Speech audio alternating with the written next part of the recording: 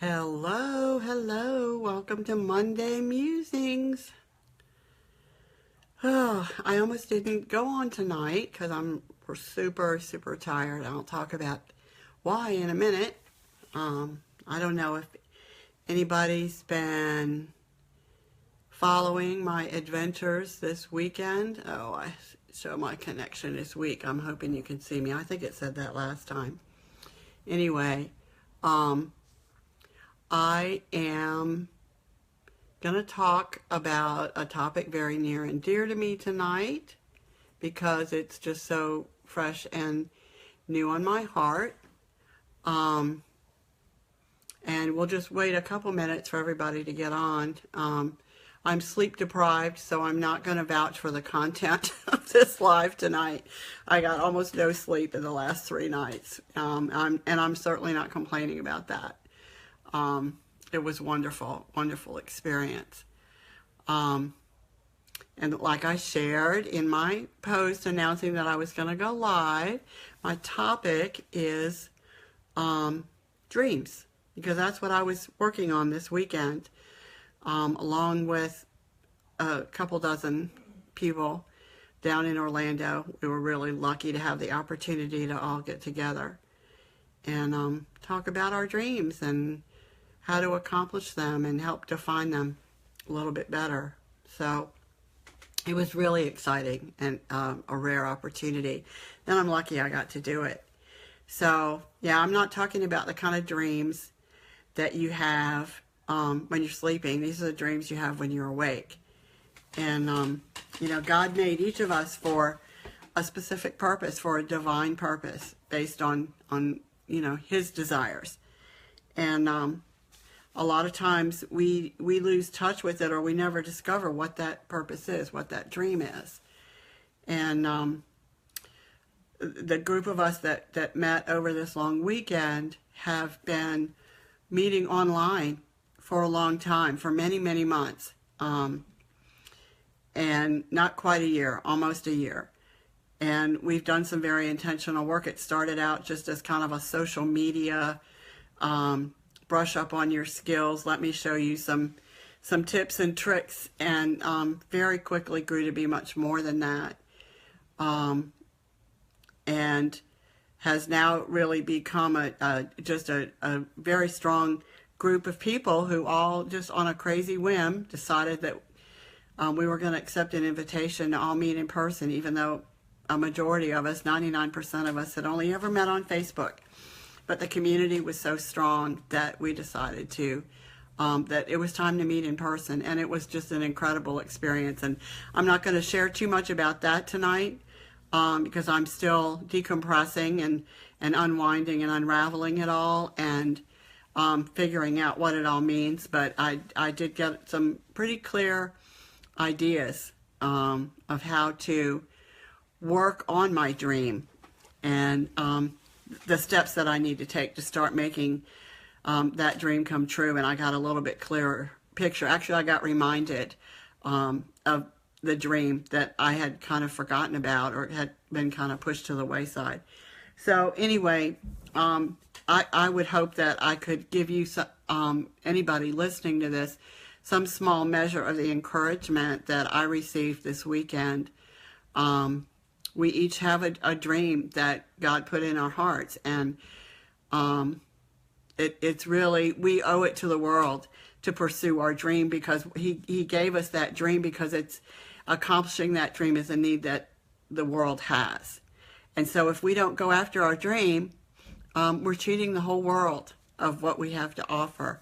And that would be a really sad thing. It would be really terrible. And it can be anything. It will be within your giftedness. For me, it's writing, and I had largely stopped writing for a lot of different reasons, and I worked through a lot of those this weekend, and have been challenged to start doing that again. And like I said, there was a whole lot more, and I'm going to be sharing that over the next days and weeks and months. Because it's information and ideas that I think will help anybody regardless of what your dream might be. One of the things that I do want to encourage you about is that not to ever let anybody steal your dream or downgrade your dream just because it's not theirs, just because they don't understand it. It's not up to them. It's not up to them to understand it. If you know beyond a shadow of a doubt that you're supposed to be doing something, that you're supposed to go after something, that you have, that you figured out what your contribution to the world needs to be, then you need to do it. And you need to find a circle. It might be one or two people. It might be a large group. You need to find your cheerleaders, and you need to keep them close to you. And you need to make sure that anytime you get discouraged, that you can go to them and say, I need to pick me up. I need a buddy. I need somebody to help me talk through the situation, talk through whatever needs to take place to get back on track. And then we also need to, one of the important things that we talked about that I think so many of us, especially in this day and age, our lives are so darn busy, that we need to make a calendar appointment with our dream. We need to carve out a time in our day or week or month when we're at our best. For me, it's 5 in the morning before everybody else is up, and I can have my coffee and sit on the deck on the days the weather permits, and just really get in touch with God and with who I am and what He designed me to be. It's my quiet time. And I'm going to start being a lot more intentional about how I use that time as a result of the weekend. And hi, Cynthia. Cynthia is one of my dream buddies from this weekend. So that was a real eye-opener for me. It's that I always say, I get up really early, so I have this time, but I'm not being intentional about it. And I'm going to change that. And not only my dreams, but the other main points that we learned was that we have to take action on our dreams. We need to make goals to accomplish those dreams. We can't just say, whatever, I want to publish a book. Well, if you've never published a book, if you've never written a book, you need to know the mechanics of that, the business of that, so that you can get it done. You need to find a publisher, an editor, all of that. So we also need to have goals to accomplish our dreams. And a lot of times that can hold us back. A lot of times we say, I'm going to someday, and someday never comes because we don't write it on our calendar today and make today the day that we're going to pursue our dream. So those were the challenges that I came away with for myself, the commitment to recommitment to myself, that I'm going to do that. And I was challenged by a couple of the folks there this weekend on, just get writing. And one of my buddies even gave me a specific task. So I'll share about all that in like I said, in the weeks to come.